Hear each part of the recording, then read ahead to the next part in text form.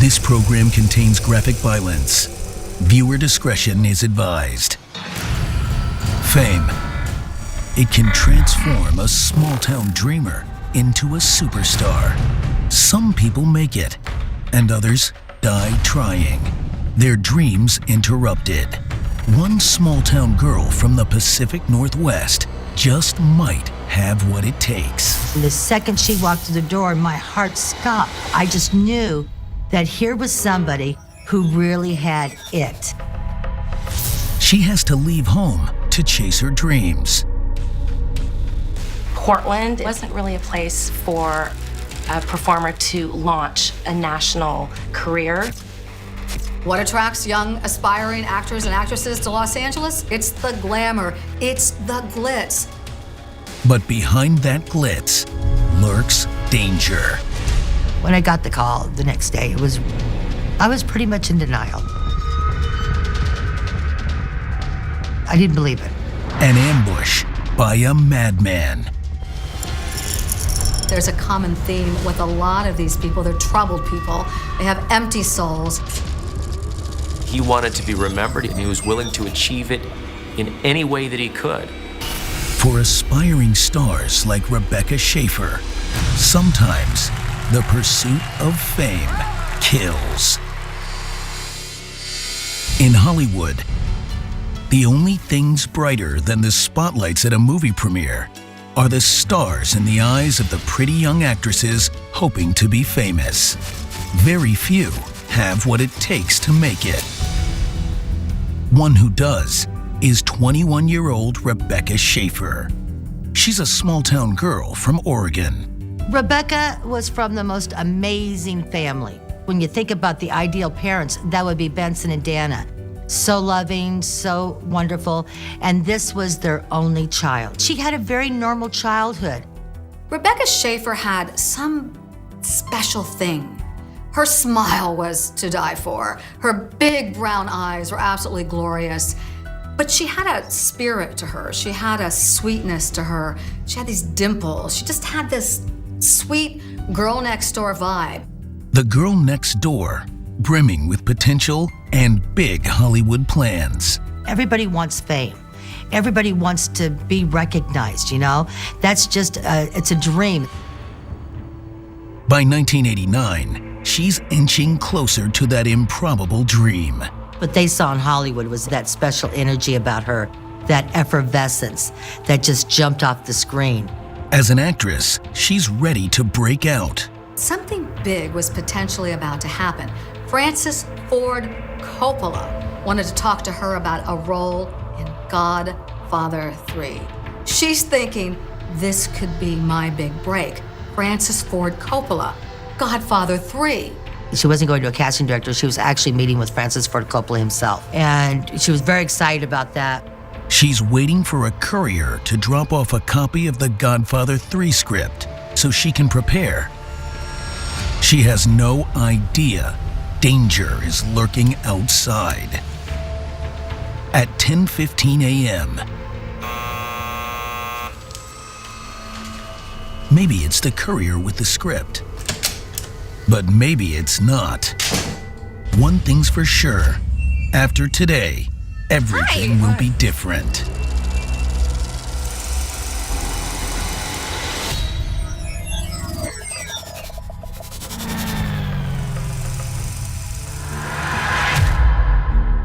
As a kid in Oregon, fame was not the first thing on Rebecca's mind. There was an innocence about growing up in Oregon during that time. It was a safe place. We could ride our bikes. We could go from one house to another. We trusted our teachers. We trusted our parents. We trusted strangers. She's the only daughter of a psychologist dad and a writer mom. Rebecca really captured an innocence. I just think of her as being very classically beautiful and a very beautiful person inside and outside. Believe it or not, Rebecca initially had plans to become a rabbi. A very noble profession, no doubt, but she was constantly told about her beauty. She heard it all the time. Who could deny it? So she decided at a very early age that she was going to see where she could take that. She she decides to get herself an agent. I owned an agency in Portland, Oregon, and we had models as well as actors, but there are so few people that have it. And I've been asked to describe what it is, and it's not something you can describe. It's something that you just see when they walk into a room and they fill the room. Like Rebecca, the second she walked through the door, my heart stopped. I just fell in love with her. She filled the room with her effervescence and her energy, and she was so adorable. I just knew that here was somebody who really had it. She started out as a teen model, and she was just so beautiful and fresh-faced. She did commercials around town. I saw Rebecca on a couple of go-sees for print work. We were both primarily running into each other for catalog work, for statewide chain stores. She was humble, sweet, very well liked by everybody. She wasn't a show-off in any way. She was just very quiet, sincere. The modeling is a stepping stone to her real dream, acting. She's cast as background on Quarterback Princess, a TV movie shooting in Portland, starring Helen Hunt, who exploded to fame on Mad About You. It's just an extra role, and it wasn't much. It didn't pay hardly anything, but she was so excited to have that because you always think, this is my break. Somebody's gonna see me. But fame can be very fickle, and nobody really sees her. If she wants to make it big, she'll have to leave Oregon. When I think of Portland in the 80s, I think of it as being a little homespun. It wasn't really a place for a performer to launch a national career. We had an opportunity to send her to New York to go to the Fame School. Rebecca's parents, Dan and Benson, Rebecca and I, we went out to dinner to discuss the potential for her to move to New York. I was nervous because she was young, she was 16, and New York's a big city, and Rebecca was a very trusting young lady who was just very open with people, and I worried about her. But her parents know she can handle the challenge, and for Rebecca, it's a chance to follow the dream of a lifetime. To move to a place like New York City would take very strong and supportive and loving parents. So I give her parents a lot of credit for letting their only child make that move. In the Big Apple, she's awestruck. New York City, from an Oregonian's perspective, is like a foreign country. It's big, it's booming, it's a 180 from where Rebecca and I were from. Rebecca had a lot of courage and a lot of drive. And I think Rebecca was very dedicated to what she wanted to do. To stretch her cash, she moves into an apartment with other aspiring actresses. 6 roommates in a 2-bedroom apartment. You eat cheap, you live as cheaply as you can, you cut corners where you can, because nobody's got a lot of money. If you're not willing to make that sacrifice, and if you just expect it to happen overnight or that you deserve it, it ain't gonna happen. Rebecca was a person who looked at life glass half full. So while there were struggles, I think she anticipated those struggles. I don't think she for a minute thought it was all gonna happen overnight. This was a process. She starts to book modeling gigs for magazines like 17. She'd been in Portland magazines, but a coveted magazine like 17, that was pretty big. That was pretty big stuff there. As a teenager, 17 magazine was everything, and that was our Vogue. It was amazing. I was so proud of Rebecca. Small town girl, makes it big. She loves the thrill the early steps to fame can bring, but her modeling career hits a ceiling. She was very tiny and wasn't tall enough or leggy enough to be a fashion model or a runway model. But there was something about her, I go, she is so watchable, that this is somebody who could have a career in film and television. And I sat her down one day and I said, Rebecca, have you ever thought about acting? And her eyes lit up. And she says, I think I'd really like that. While finishing high school, she begins taking classes and going on auditions. Once you're bit by the acting bug, it's fatal. There's just no coming out of that. It's a dream that you're going to chase. She catches a piece of that dream when she lands a small role on the soap Guiding Light. Then, a longer-running spot on One Life to Live. It's a big deal. Suddenly, she's in everybody's living room. It was very unusual for her to start so quickly and to get as much as she did, because actors struggle sometimes for years before anything happens. Early success does not guarantee constant work. Rebecca was doing really good, but then things kind of dry up, and New York is a very expensive place to live. So even doing a little bit of work here and there doesn't really cover all the bills. And so things were getting very, very tight. And when you're not doing so well, New York can become awfully frosty. You don't have money, I don't have money, I haven't had any gigs recently. We're gonna get kicked out. You have to remember the realities of everyone scrambling to get to the top. They'll kick you with their left foot and kick you with their right to get over the top of you. It can be brutal. I'm sure there were times of loneliness. I'm sure that there were times of fear, the not knowing, and also feeling so far away from home. It was probably the lowest point in her career. Then she lands a big audition for a new sitcom starring Pam Dawber, who had just been in the hit series Mork and Mindy with Robin Williams.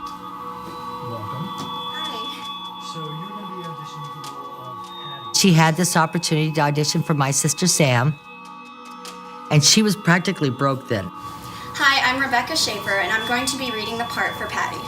But even at her lowest point, Rebecca was still always a positive person. Hey, Sam. Thanks for letting me come in. Rebecca reads for the role, We're gonna have a blast.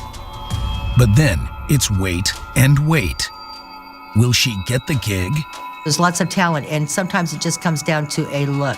Sometimes it's not even the right talent, but it's the right look. Is this the look that I want? There's just no really rhyme or reason to some things in the business at times. It's just the way it happens. And then there is being in the right place at the right time. If she gets the part, it'll mean a very big break and another move, this time to LA. You want to be rich and famous? Where do you go? Los Angeles. It's Hollywood. It's the Sunset Strip. It's the movie studios. It's the beaches. It's the weather. It's the glamour. But that glamour comes with a price. The dark side of fame is that when you're up there and everybody knows who you are, that takes away your privacy, and it makes you vulnerable to the unstable individuals who might become obsessed with you. Oregon native Rebecca Schaeffer has dreams bigger than the Pacific Northwest and moves to New York seeking fame. Yet the big time comes with risks no one can predict. Everyone thinks fame is so glorious. Fame makes life so easy. It really isn't that way. There's a lot of pressure that comes with fame. There's a lot of pressure that comes with everyone's microscope on your life. But Rebecca's ready for it. She's gotten roles on several soaps. I kind of called soap operas on-the-job training. It's a great place to get started. You work hard, long hours, you work fast, and you learn the business. And it can be a very lucrative business as well. You look at Susan Lucci, she's done very, very well. Meg Ryan started in soap operas. A lot of people started in soaps. Yet she's hoping for more than daytime TV. After an audition for the new sitcom My Sister Sam, she nervously awaits word. Though she's not sitting by the phone, she can't afford one. Then, the incredible news. I got the part! I got the part! Oh my God, I got the part! She actually had gotten the role. It was huge. It was so exciting. My dream is going to be so Television superstar Pam Dawber, who just wrapped Mork and Mindy with Robin Williams, invites Rebecca to move in with her and her famous actor husband, Mark Harmon, in LA. Getting to stay with television royalty is a great start. Mark Harmon and Pam Dauber were really, really good to her. She was going to be playing Pam Dauber's little sister, and they brought Rebecca into their home. And she lived with Pam and Mark. One of the things it would accomplish was cementing that relationship between Pam and Rebecca. They recognized that this was a very young girl who was not raised in Southern California, who was raised really in the Northwest and had a brief time in New York. And so they were very protective of her. They really took care of her. As she gets to work, the Oregon girl experiences the real LA. For people who make that trek from the small town to Hollywood, what the up-and-coming entertainment person finds out is that there's a lot of lying, that there's a lot of using, and that there's a lot of manipulation, and the disillusionment can be hard to handle. And while she embraced her success, she never lost her Oregon roots. She still was able to maintain that beautiful innocence, and people related to that. Her talent and attitude get her cast in films too, which is her ultimate dream. She did the Woody Allen movie Radio Days and had an opportunity to really get her feet wet there. She did Class Struggles of Beverly Hills, where she played somebody totally out of character for her. She played Jacqueline Bissette's daughter, who was a spoiled little rich girl who didn't have any boundaries and was a total opposite of who Rebecca was. It's a much more sophisticated role than the one on the sitcom. Rebecca's career is starting to mature. She even has a few sexy scenes in the picture. Eventually, she moves out of Pam Dauber and Mark Harmon's house and into her own place, an apartment in the quiet section of LA called Fairfax. She felt it was time to get her own place, and they went apartment shopping with her to try to find a place that would be safe. And then they moved her into her first apartment. Mark built her a desk, and they just got her all set up and remained very close. She hopes her next step toward major fame is a role in the final film of Francis Ford Coppola's Academy Award-winning blockbuster trilogy, Godfather III. A role in this film would put her career into the stratosphere. She would be working alongside legends like Al Pacino. That would have been pivotal for her. That was going to be her big break to hit it to superstardom. This was an absolutely stellar opportunity for young Rebecca Schaeffer to get seen by Francis Ford Coppola and have a role in the iconic franchise, The Godfather. Imagine the excitement she must have felt. She was waiting anxiously for that script to arrive. At 10:15 a.m., a neighbor hears someone at the locked security door buzzing to a nearby apartment. Then, an interior door open and close, and footsteps heading toward the front.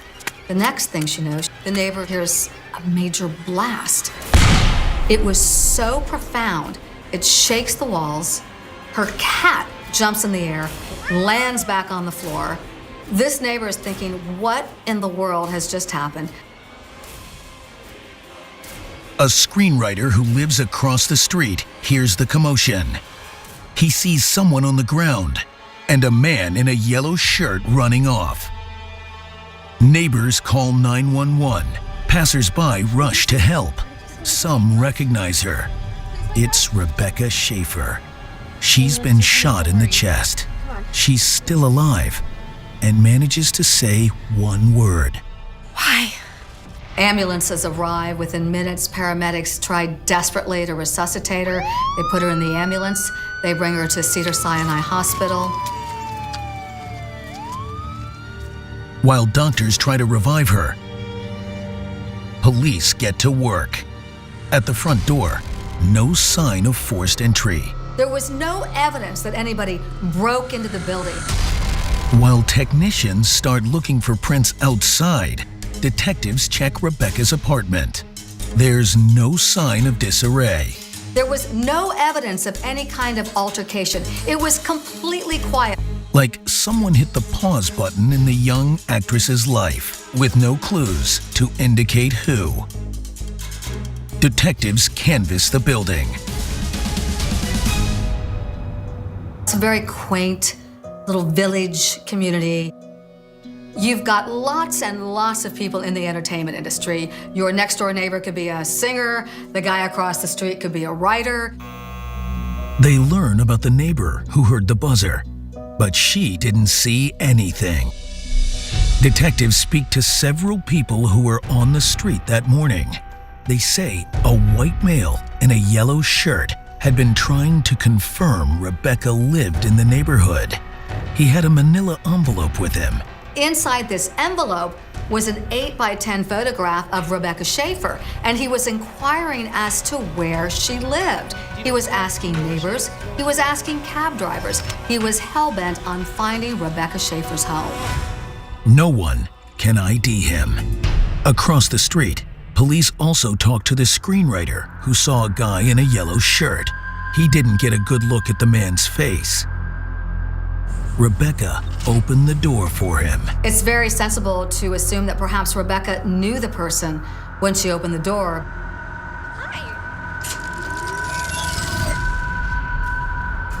Then, detectives learn a detail that complicates that theory. She heard the buzzer in her apartment, but the intercom didn't work. So while she could hear the buzzer, she couldn't press the button and say, "Who is it?" If she hears the buzzer and she's waiting for a script, she's coming downstairs to open that door. While actress Rebecca Schaeffer is not yet a household name, her career is on a steady ascent. From small-town modeling in Portland, to soaps in New York, to primetime TV and film in Hollywood. I got the part! One thing seemed to lead to another. The soap opera led to the TV show. The TV show led to opportunity in film. She was capturing it. But then, on the day she's supposed to audition for Francis Ford Coppola for a role in his upcoming film Godfather III, she's gunned down in front of her apartment. LAPD forensics technicians find no physical evidence at the crime scene that might help identify the shooter. And unfortunately, the building has no security cameras to capture footage of the gunman or any car he might have driven. At Cedars-Sinai Medical Center, ER doctors do their best to revive her, but they pronounce Rebecca Schaeffer dead from a single shot to the chest. Crime scene techs found no ejected shell casings, so the gun was likely a revolver. The bullet that struck the young actress down was from a .357 handgun, a hollow point cartridge. Hollow points are designed to expand upon entering a body, to do more damage. Anyone using them has one goal: to kill instantly. He knew what he was going to do. He was planning on obtaining his prey, and that was what his mission was, and he wasn't going to stop. Homicide detectives have to make that most difficult call: notifying Rebecca's family. News of the actress's death spreads quickly. An agent in New York called me to say, "Nanette, I'm so sorry." And I go, "What are you talking about?" And they go, "Rebecca's dead." And I go, "No, she's not." And they says, "No, Nanette, she's dead." And I said, "No, she's not." I was pretty much in denial. I didn't believe it. And I remember receiving a phone call from Rebecca's best friend, who's also a very close friend of mine to this day. And I remember hearing it from her first and turning on the TV and just being in shock. It's almost an impossible moment to hear that somebody that you grew up with, somebody who was so beautiful and so kind and so innocent, that their life was taken that way. Everything came to a dead stop. I was trying to get my head around it because we didn't have any details then. We didn't know what happened, just that she had been murdered. I was devastated. She was like she was my baby. It was like taking a child from me. It was that devastating. And then I thought of her parents, and Dan and Benson. It was never experienced anything like that. Every news station in LA makes it the lead. Other outlets across the country quickly pick up on the horrible tale of a talented young rising star gunned down. Police hope the publicity will bring new leads. But they can't wait and continue their investigation. Early suspects in any murder are those in the victim's inner circle. When you're dealing with a young woman, obviously the first thought is domestic violence or a boyfriend out to get you for whatever reason, or some sort of a fight that escalates into something more nefarious. Police learn Rebecca had a boyfriend. She had a relationship with a young man named Brad Silberling, who was an aspiring director. At the time, he didn't have any big success, but he went on to have great success with projects like Lemony Snicket and Casper. They were an adorable couple. They were so cute together. I mean, she cared about him a lot. He adored Rebecca Schaeffer. He worshiped her. He wanted to marry her. But Rebecca wasn't so sure. It all happened a little fast, a little too soon for her. She cared deeply for him. I just don't think she was ready to be married, and just wanted to kind of slow things down just a little bit. The very first place the police look are loved ones. So obviously the first person they're going to look at is Brad Silberling. Detectives need to find him and determine where he was that morning. They also ask insiders if Rebecca had any trouble with anyone in the business. Agent person, and they're sitting here threatening me, telling me that if I didn't sign their contract, I wouldn't be allowed to work anymore. Is this true? There was an occasion where she got very intimidated by one of the agents in Hollywood who kind of threatened her. If she didn't sign with them, they would kick her off the show. They would get her replaced. And she believed it. And I remember her calling me in tears. I was furious that somebody would take advantage of her that way, because she was the sweetest person there was. But no one can imagine the agent killing her over it. Police find no record of domestic dispute calls at the apartment, and she's never reported any threats of harassment. She was the nicest person on the planet. There wasn't any kind of neighbor that she was feuding with. Here's all police had to go on.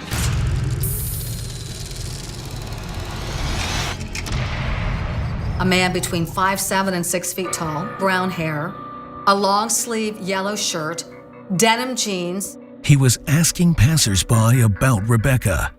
Then he walked up and shot her. The fact that he was in neighborhoods showing photographs, trying to determine where she lived, speaks to how obsessed he was, how pathologically obsessed he was with Rebecca Schaeffer. And the amount of energy that would take suggests just how consumed he was. It occupied every cell of his being. A madman, determined to kill, face to face. Rebecca Schaeffer was shot right in the chest at close range.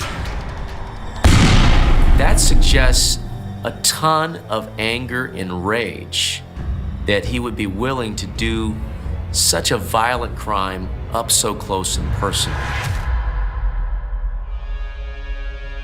Most murdered women are killed by their spouse or lover, so detectives track down and question Rebecca's boyfriend.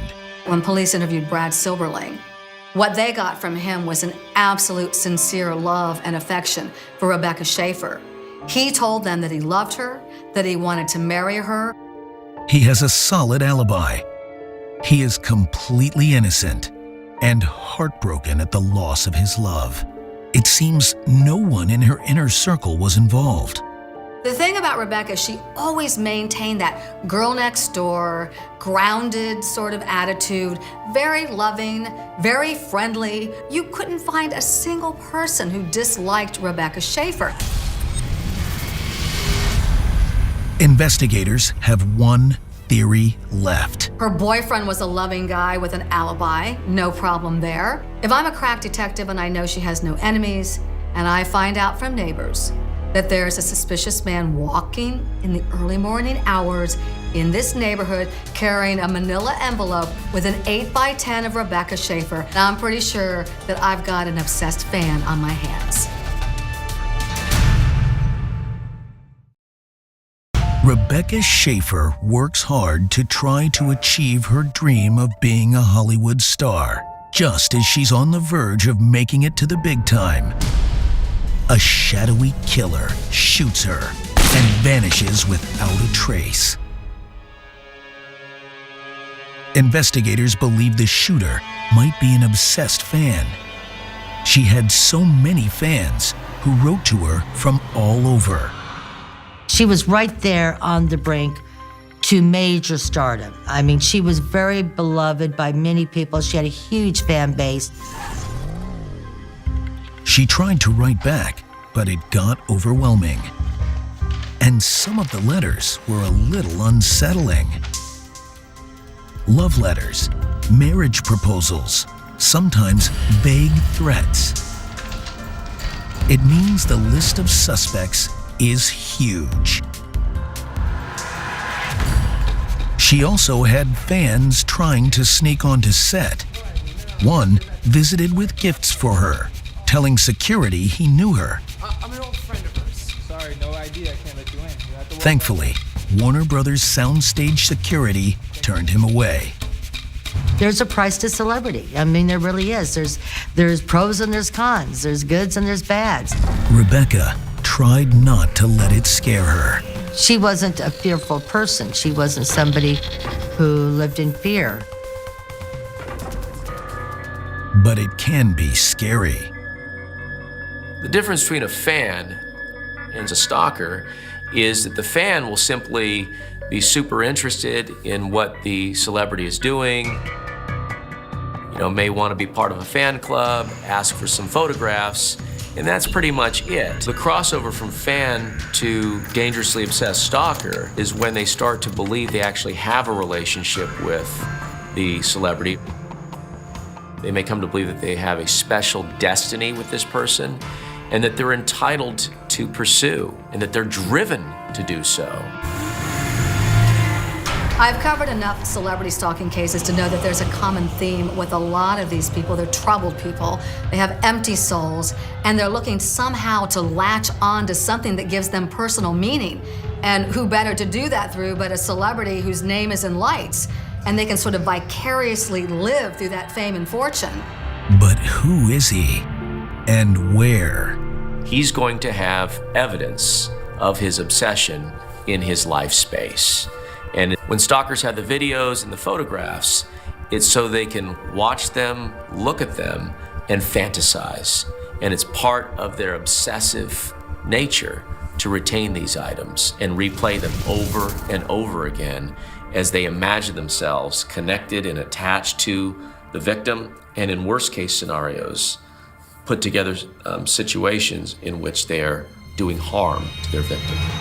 LAPD detectives note an eerie resemblance to an attack on another actress, Teresa Saldana, just a few years earlier. After seeing Teresa in Raging Bull, a man named Arthur Jackson paid a private detective to get her mother's phone number for him. Jackson called her mother, posing as Martin Scorsese's assistant to get Teresa's address. Then showed up at her home with a 5.5-inch knife. He stabbed her 10 times, bending the blade with the force. Jackson was stopped, captured, and jailed. Incredibly, Teresa survived. Had Hollywood history repeated itself in a deadly way with Rebecca? Somehow, a madman with evil intentions walked up to a star in broad daylight, killed her, then utterly vanished. Investigators have no viable leads. There were no warnings from anyone that anyone had been stalking her. They really were starting from ground zero with nothing. Then, the morning after the murder, LAPD detectives get a call that starts to crack the case wide open. A woman in Tennessee says she's seen the news and thinks she knows who the gunman is. I think it's my brother, Robert Bardo. She says Bardo is 19 years old and lives in Tucson, Arizona.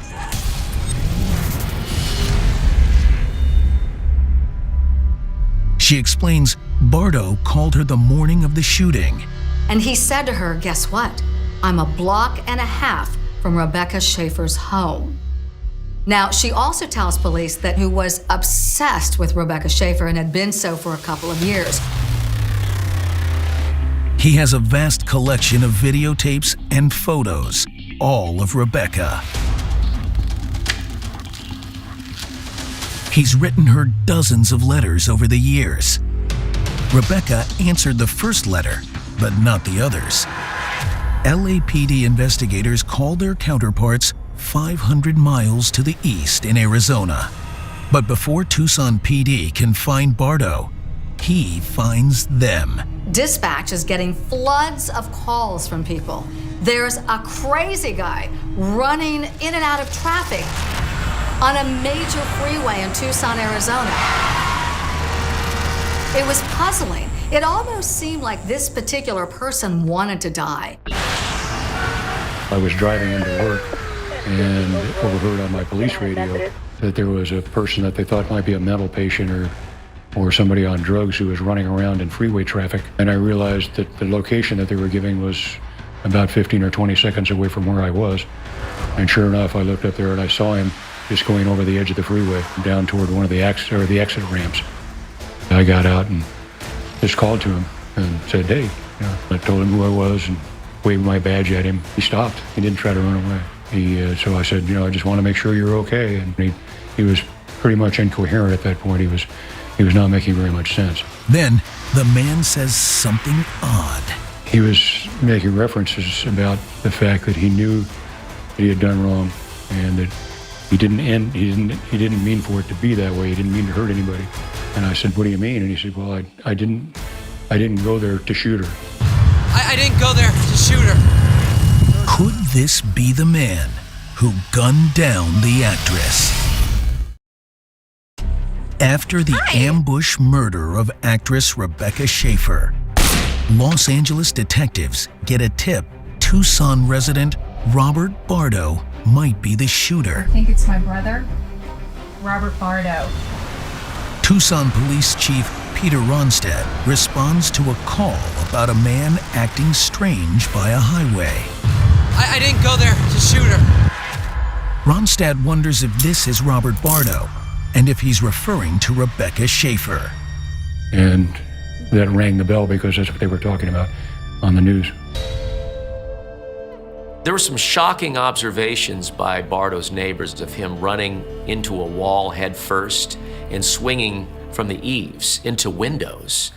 This reflects his self-destructive nature. It suggests problems with his impulse control and his propensity for violence because he lacks regard even for his own well-being and safety. He had some issues with mental health. He was committed for mental health treatment for a period of time. Tucson police take him into custody and confirm it's Robert Bardo.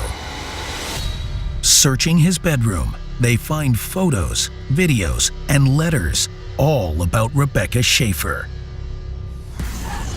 Robert Bardo is extradited to California. He never confesses outright and pleads not guilty when charged with murder. Slowly, investigators piece together an obsession that built to dangerous levels over time. He wrote a flurry of fan letters to Rebecca. He showed up on the studio lot for the taping of My Sister Sam and tried to get on the lot Need to see ID? No, I'm here to see Rebecca. There was nothing that led anybody to believe that he was going to be any kind of a physical threat. Slightly obsessive, yes, but nothing that made them say, oh my goodness, we need to alert police. Turns out, Rebecca responded to one of Bardo's early letters. She just was very kind and caring. And so I did worry about that she might be a little too trusting at times, and people can take advantage of that. When he sent more and more, she decided not to write back again. The type of personality that commits this kind of murder is one that has narcissism as its foundation. Somebody that believes that they have been offended, has a thin skin, a brittle ego. Investigators learned Bardo told a friend how angry he got when he saw her sexy turn in scenes from the class struggle in Beverly Hills. In Bardo's mind, in his narcissistic mind, he's got this idealized, grandiose relationship that he's fantasized that he's having with Rebecca Schaeffer. And when she shifted into a different presentation of her acting self from wholesome to something a bit more risque, he couldn't tolerate it. He was outraged, enraged, and he was going to destroy her for that. Detectives learned Bardo used a private detective to get Rebecca's address. Robert John Bardo paid a private investigator $250 to get information from the Department of Motor Vehicles. It was that simple. So he says, hey, this is an old friend of mine I know around the studios. Can you help me find Rebecca Schaeffer's address? I want to get in touch with her. He then hopped on a bus to Los Angeles with his gun, Rebecca's photo, and a copy of The Catcher in the Rye. Catcher in the Rye was the same book found in the hands of killer Mark David Chapman just after he murdered the great Beatle John Lennon. The lead prosecutor is Marcia Clark, who later gained fame as the lead in the O.J. Simpson case. Do you know this girl? Do you know where she lives? At trial, Clark argues that Bardo walked from the bus stop to Rebecca's neighborhood, then spent several hours wandering around, trying to confirm her address. So Bardo went to a lot of trouble to prepare for his ultimate plan of taking her life. Stalkers who are most dangerous have this degree of investment of energy for their pursuit. And when a person puts their mind to it like this, they are incredibly dangerous. Finally, he approached her building. She hears the buzzer, but the intercom is not working, so she has to come and actually answer the door. But she was expecting the script for Godfather III, delivered via courier. Hi. Rebecca? Yes. He's a fan. He wants an autograph. He wants to talk. She's a kind person. She doesn't necessarily rebuff him. She talks to him for a while, but then asks him to leave. Remember, the times were slightly different then. In this day and age, I would think that most people would immediately pick up their smartphones and call someone. Hey, there's a guy running around the neighborhood with a picture of a well-known actress. In 1989, I don't think that would necessarily have been an alarm. He went to a restaurant and got something to eat. This reflects just how detached he is about what he's about to do. A normal person would be too anxious to have an appetite before something like this. Eating before a horrific event like this speaks to how comfortable he was with what he was about to do. Never in her wildest dreams does she imagine this guy is going to make a return to her home. The buzzer buzzes again. This time she's saying, it certainly this time must be my script for Godfather III. But Robert Bardo had made a decision.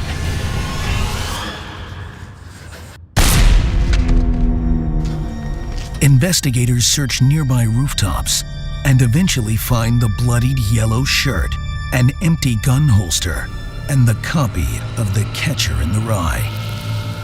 He must have discarded them as he fled.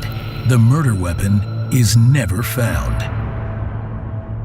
He jumped on a bus back to Tucson and was out of LA within hours of the killing. Robert Bardo did not have a jury. He waived his right to a jury. It's a very unusual tactic, but he did it. What happened was he was sentenced to life without parole.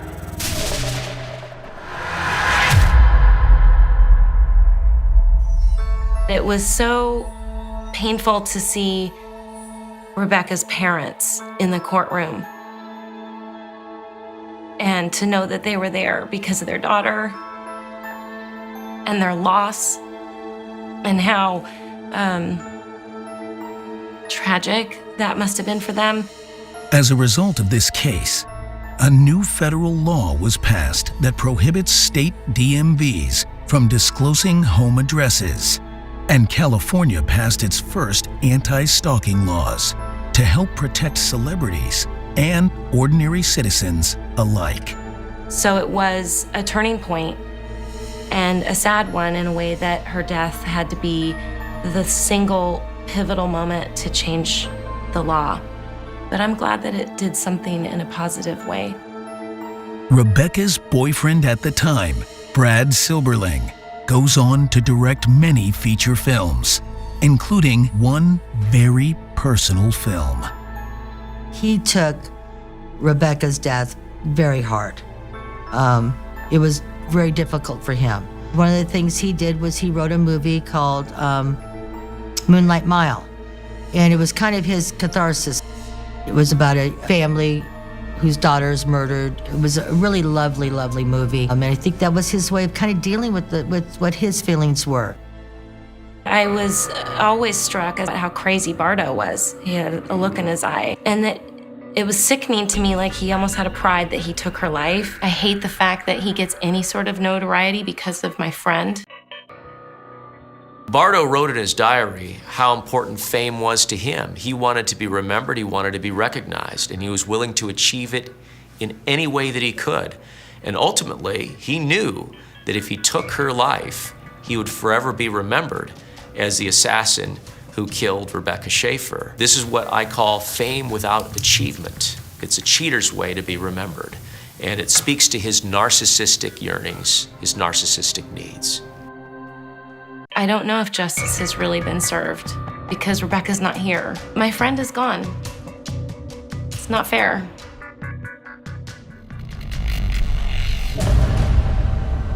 She's been a big movie star. She would have reached superstardom. I could go down and I could walk on her star on Hollywood Walk of Fame. It would be there. She was just destined for stardom, just not this way. She was so innocent. She wasn't jaded. There are a lot of not so nice people in Hollywood. She was a lovely person. She did not deserve to die. She had so much ahead of her.